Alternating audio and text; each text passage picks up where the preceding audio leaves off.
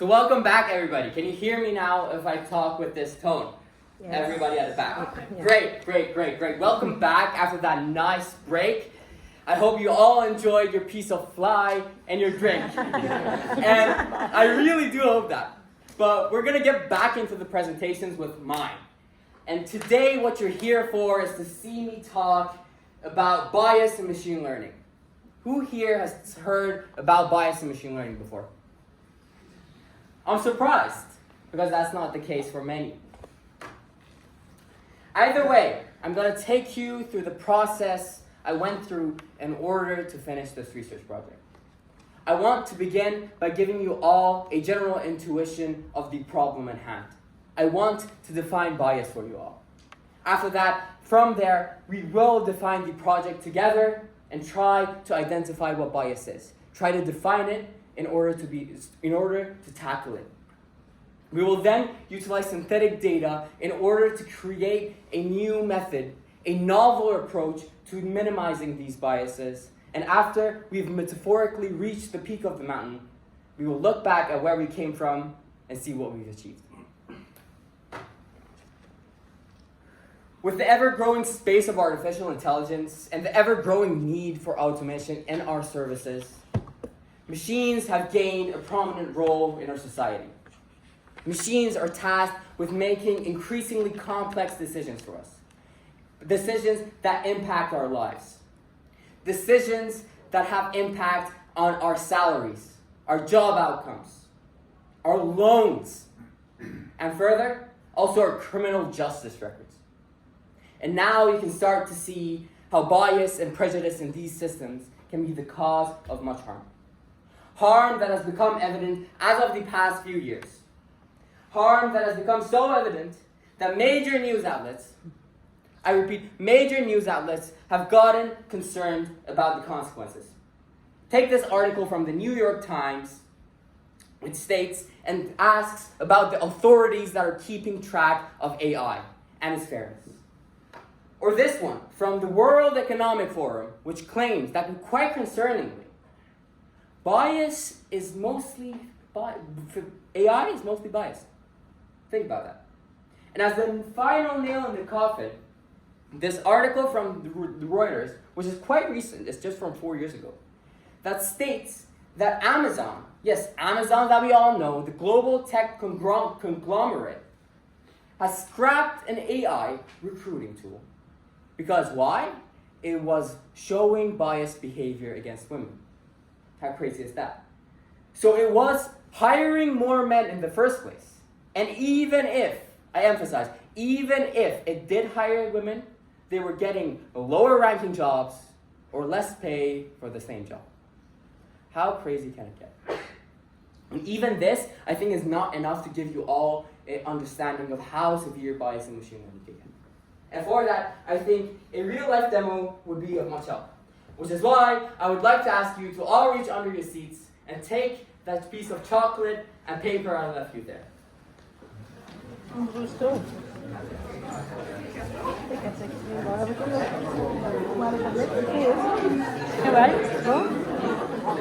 Andere kant dan misschien. Oh ja. Dan moeten we dat samen houden. Oh.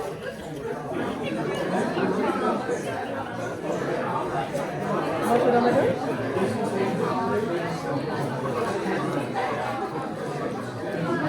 Moeten we openmaken of wat?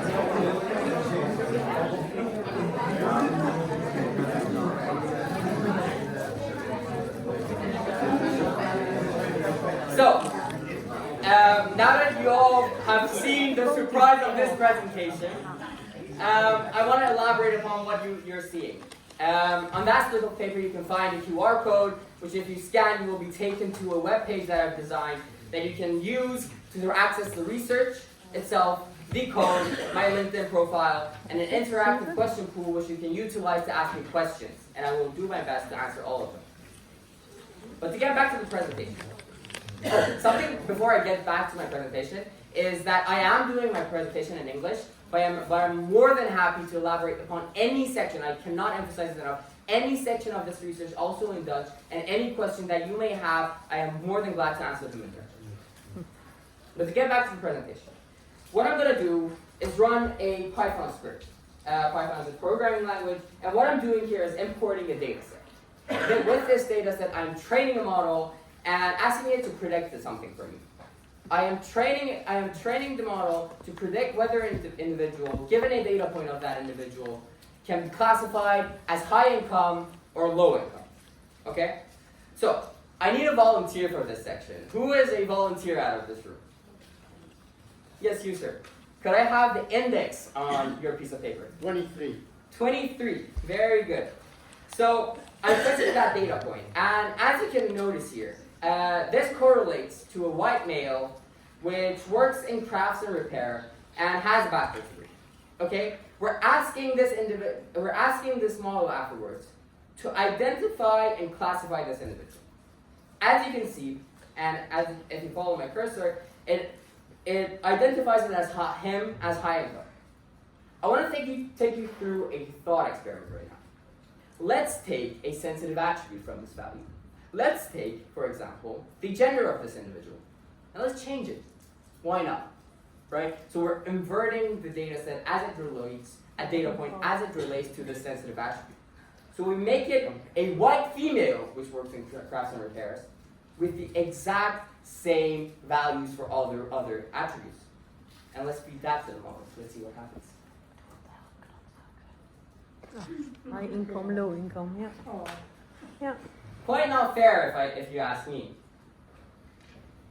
And with that, it becomes easy to define the project at hand. With this, we can sink into the project and start tackling the problem. First, we have to get a formal definition of bias. We have to identify what bias is. Why do we have to tackle it? That's what we just did. You all now have a rather clear definition of how severe bias is and why we should tackle it. But after that, we have to identify where these biases are created. Because, as most of you may know, tackling a problem is easier at its core. We have to identify where they originate from and kill them in the spot. After doing so, we minimize the impacts through a new approach, and finally, we train our new models to get our desired outcome. And hopefully, as you can see, boom, we get a new outcome. We can change stuff. We can change the world. In order to structure our research, however, we had to have a few requirements. A couple dozen, that is, which I've compiled a list of the main. For example, the research had to give the reader a clear intuition of the problem at hand. That's what we just did. You now know why bias is relevant to us. After that, we had to give the public a general understanding of how to tackle it. We wanted the research to be accessible by everybody. We wanted to help everybody be able to tackle these problems in their own systems. Also, as is the case with any good method, the method should be scalable, achievable, and replicable. Because naturally, we want it to be applied to the industry. And as is the case with any good research, it should acknowledge the limitations that it possesses in order to facilitate room for further research. And I want to give you a sneak preview of this. Well, you might be asking me, well, I'm intrigued. What's going to happen right now? Well, I have 2 words for you guys, and they're there. It works, and here's how. But first, let's formally define bias. Because I don't think it's necessarily clear to everybody what bias is. Okay, we have an understanding of how it can impact models, but we don't necessarily know what bias is. Well, let's go back to the example, the demo. What happened? Why did it happen? What was the cause? Does anybody know here? Can somebody explain it to me? Okay, good crowd. It went from male to female? Yeah, it went from male to female. That is exactly correct. So let's more formally define that. 2 individuals, same capabilities, same background, right? I want to, and to more formally define it, the same potential. Let's coin this, let's make it a term. Potential space. We'll call it potential space from now on. Which means two individuals having the same capabilities and backgrounds and possessions have the same potential space. And a change in a sensitive attribute, which in this case was their gender, had an effect on the outcome. So it becomes rather easy from here to define bias. But counterintuitively, we have to first define fairness. What is fairness? If you want to define fairness with the terminology we just said, we can elaborate upon that by saying individuals of the same potential space should have the same outcome regardless of sensitive attribute value. So me, Roham, the last year FAVO student, with the background, I am Iranian for those who do not know, should get the same outcomes, because basically background is also a sensitive attribute if you want to define it, should get as the same outcomes as somebody that is Dutch, and... So you're done. Yeah. So, so go on and done. Sure, why not? Why not? I didn't want to point at anybody, but sure. No, should get the same outcome with these models, okay? That's a clear definition, okay? Or as formally defined for mathematicians among us, equality of opportunities, and for computer scientists, that is. And more formally defined again, not necessarily intuitive, but the equality of probability and in distribution for two individuals to get the same outcome regardless of sensitive attribute value. Not necessarily required to get the concept. But what's bias then? You're defining fairness for us, constantly saying fairness, fairness, fairness, fairness. What is bias? Very simple. A lack of fairness. Where fairness does not hold, bias comes into the equation. And we are trying to minimize bias by maximizing fairness. And they have a min-max ratio as it relates to the problem. From here on out, it gets a little fuzzy to define bias and how we can tackle it, because there are different types of biases. Biases identified by different literature for different purposes with different terminologies and different ways to tackle them. But I want to specifically look at the terminology said by Mehrabi et al. In a research published in 2020. Because I think it can be deemed as the most valuable for our research. More elaboration upon this is in the research you can find with the QR code that I gave you. However, I'm going to go through 5 major ones.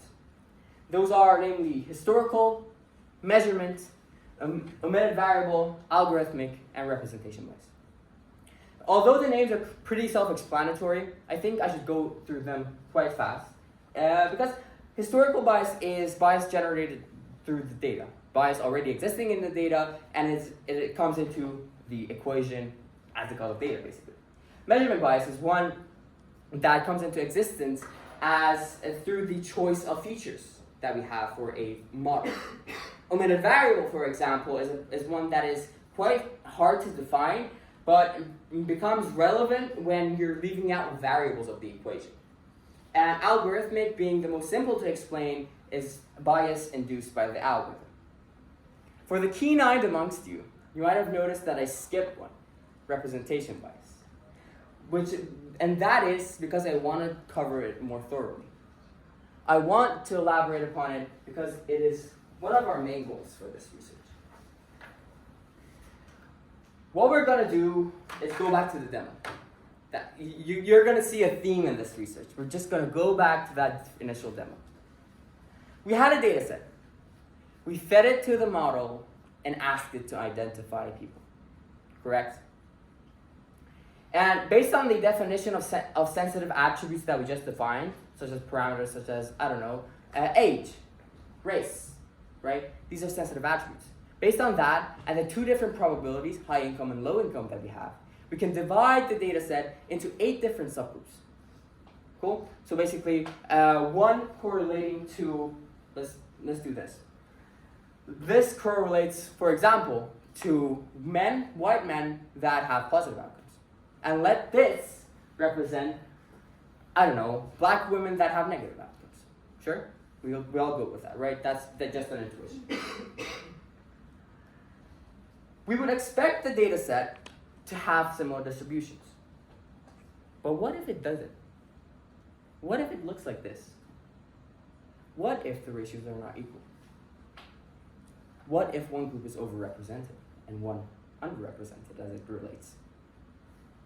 Well, then you get what we just got. You train a model on this, and you give it an example of the majority data set, you get a good outcome. Overrepresentation, we all go with that. Cool? But then we gave it the woman, something changed, something switched. Why? Underrepresentation. Right? We had this, and if we look at it closer as it relates to the whole data set, the ratios are just not the same. Just look at how minuscule that is and how gigantic this is. You cannot expect to get similar outcomes with this. And that is representation bias. But what if, just think about this. What if we did omit representation bias? What if we simply represented both subgroups? What if we scaled the minority group? What if we oversampled? We created new data points. We collected new data points. And then theoretically speaking, we would have similar distributions as it relates to the whole data set. And when we theoretically pass that to a model, we should get similar outcomes for both data points. Problem solved. Right? Maybe. Right? Not quite. As I said, bias gets a bit fuzzy. Because, as I mentioned, bias has different types and different sources. So tackling it all with one method is not necessarily possible. What we can do is locally identify the major source of one bias and try to minimize that. And as a side effect, maybe we get bias minimization in other places as well, but we are tackling problems one by one. And with that, we can build a greater picture. Let's get back to the presentation. Naturally, in order to scale the minority groups, with that intuition that we formed, we need a way to oversample the data set. We need a way to create data. Because we don't necessarily have access to data at our disposal. Data is something very valuable. Of course, there's a lot of it, but you don't have it in abundance. And that's where synthetic data comes into play. And just as a side note, that's also where my client comes into play, because they specialize in synthetic data. Shout out Simon. So what you're doing with synthetic data is basically asking an algorithm to give you new data points. Nowadays, everybody's gone down the path of going to wholesale markets, buying organic foods. I'm sure somebody out in your group is just, I don't know, crazy about organic data, food and stuff. And with that, the word synthetic has gained a negative connotation, which is not necessarily fair, so to say, to play with words. And I can assure you that synthetic data is anything far from bad, far from negative. It is essentially data generated through a computer algorithm as opposed to real-life interactions and empirical evidence. Don't get me wrong, the data that is generated is completely representative of the original data set. But it also has no one-to-one correlation to the data points in the original data set. So you can have two matching data points. So you're basically scaling your data. You're creating more data. Which, in my books, and in any data scientist books, makes them look like this. And with this synthetic data, we are then able to tackle the problem. Ladies and gentlemen, what you are all here for, the algorithm GB-SMOTE, which is our method, standing for Generative Adversarial Network-Based synthetic minority oversampling technique. Whew, that's a weak name. What does it do? Why should I care? Let's go back to the demo. As I said, it's an ever-recurring theme. We had this data set. We had uneven ratios. We need to scale it. How do we do that? Synthetic data generation. Cool. We train the model to create data points based on the original data set. We tell it to generate data, and we sample those from the minority group. We scale the minority group, and then with that, we have an equal data set. We pass it to the model. We ask it to identify. As I said, we theoretically get positive outcomes for both. Or in that case, also negative outcomes, because it's fairness. It's not necessarily giving somebody a higher advantage because they're a woman. It's not necessarily like that. We want fairness. But how does it perform? Why should I care? Why should I use this? Why should I use it when there are different methods that are already being used? For that, we need to take a baseline. We have to compare it to something, right? I can't just give you standalone data. That's not good research. I'm a good researcher. I'm not going to give you bad research. So, yeah, I know what I'm worth. And the thing is, I used FAIR-SMOTE at the baseline. What is FAIR-SMOTE? And why did I choose it? FAIR-SMOTE is an algorithm proposed by Chakraborty et al. In a research paper published in 2021. Right?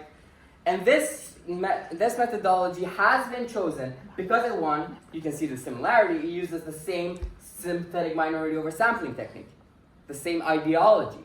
So it becomes able to compare apples to apples, and you're not comparing apples to pears. Cool? And then, the other reason I've chosen this is because this paper is rather highly cited, and it's fairly recent, so we can rely on the data and results. So to get back to the results.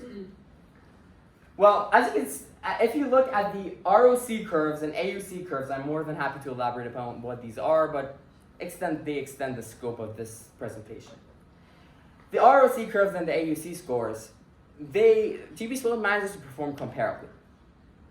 But that's not what you're here for, to hear similarisms between methodologies. You're here to see improvements. And I promised you improvements. So I'm giving you that. Where GB-SMOTE manages to outshine FAIR-SMOTE are the bias metrics. GB-SMOTE manages to outperform an already existing method in metrics such as AOD, EOD, SPD, and DI, and perform comparably and manage to tailgate FAIR-SMOTE as it relates to F1 and recall. I have to acknowledge something. It was a requirement. I promised you guys to acknowledge the pitfalls. Just like FAIR-SMOTE, GB-SMOTE loses some performance. But why is that? The accuracy of the model goes down. I'm going to tell you that. But why is that?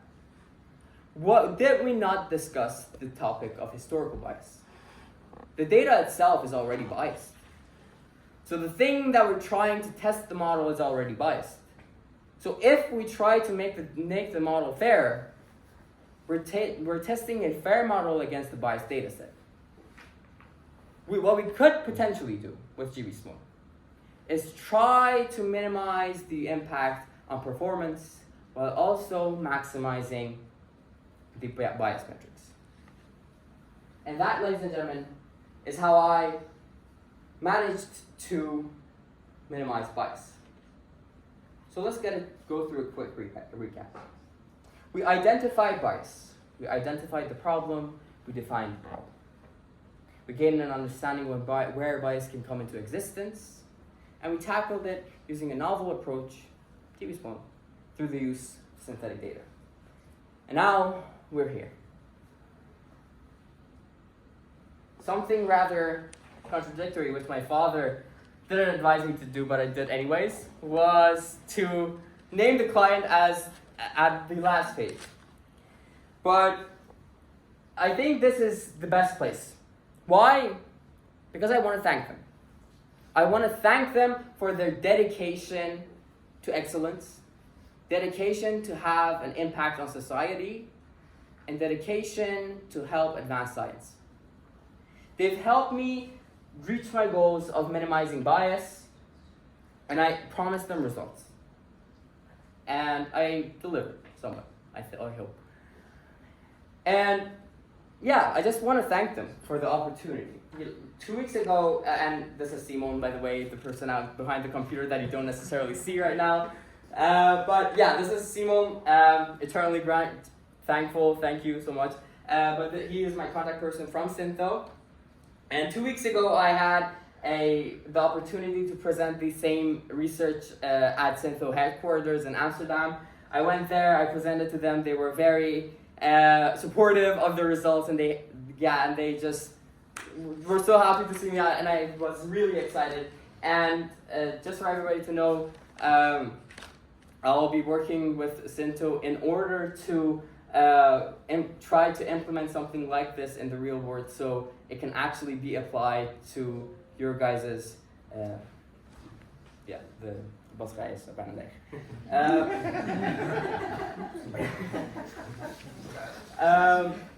Maar ja, so, what was I saying?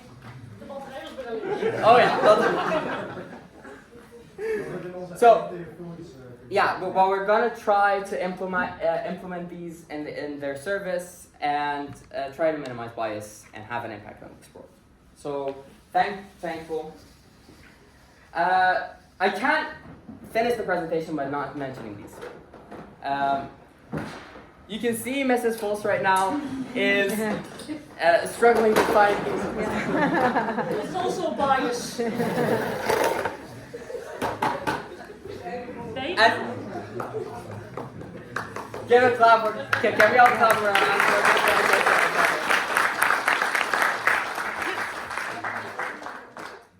Okay, cool, we good? Yes, we're good. Oh, just op tijd. Just in time. Just in time. Yeah. Ik zou gewoon alt-tab doen. Okay, so let's get back to the presentation. So, just one more thing. Oh. Dat ligt niet mee. Nee, het staat wacht even, waarschijnlijk. Dan moet je even wachten. Wifi. Geweldig wifi, hè? Ja, hij is er weer. Ja. Hello. Okay, so just one more thing. As you just saw, this is the dedication that Mevrouw Vos has. That Mrs. Vos has. And this part, not planned at all, I actually wanted to thank you.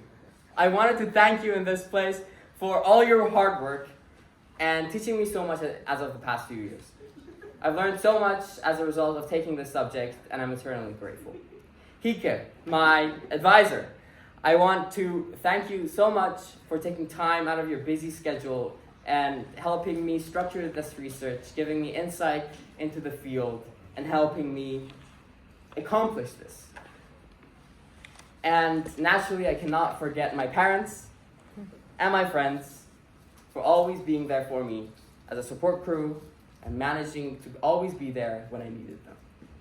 But just one more thing. I know there's a lot of one more things in this presentation, but just one more thing. I can't leave you hanging. I really cannot, and that's just not in my mentality. So, I want to get back to the initial problem that we faced. We faced a problem with bias in machine learning. We had models that were biased, and we wanted to solve it. Am I correct? Yes. I want the same high income. And you're getting it. Oh, yes. We're importing the synthetic data set, and we're scaling the minorities. We're normalizing them, and we're going with the same index that you provided initially. Same individual, crafts and repairs, male, white. What we expect from this is to still identify this person as high income. But what we want to see it changing is the outcome of the female individual. Let's see what happens. Let's go. High income for both individuals. And that, ladies and